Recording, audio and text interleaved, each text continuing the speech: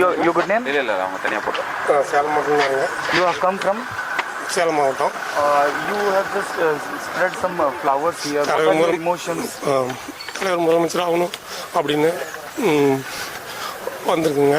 அது நம்ம எவ்வளோதான் இடர்பாடு வந்தாலும் எவ்வளோ பேர் இது பண்ணாலும் கண்டிப்பாக ஒரு முதலமைச்சர் ஆவார். எவ்வளோ தொல்லைகள் கொடுத்தாங்க, இன்னும் பண்ணாங்க. அதையும் தாண்டி பல தடைகளை உடைச்சார்.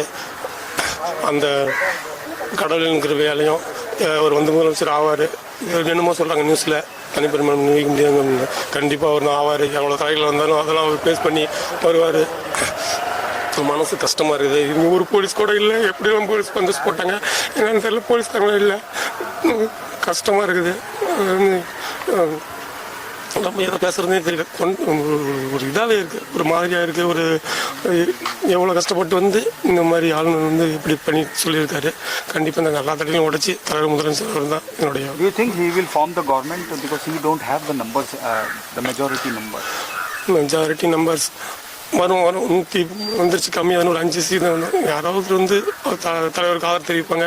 கண்டிப்பாக அவர் முதலமைச்சர் ஆவார். எங்களுடைய வேண்டுதலும் பேரில் அவர் கண்டிப்பாக ஆவார். இந்த தமிழ்நாட்டின் தங்க தளபதி முதலமைச்சர் ஆகணும். எங்களுடைய இளைஞர்களும் எங்களுடைய டிவிக்கு தொண்டர்களும் அவ்வளோ ஆர்வமாக இருக்கிறோம். நீ பதவியேற்குன்னு சொன்னாங்க. அதனால் சேலத்துக்கு வந்துருங்க.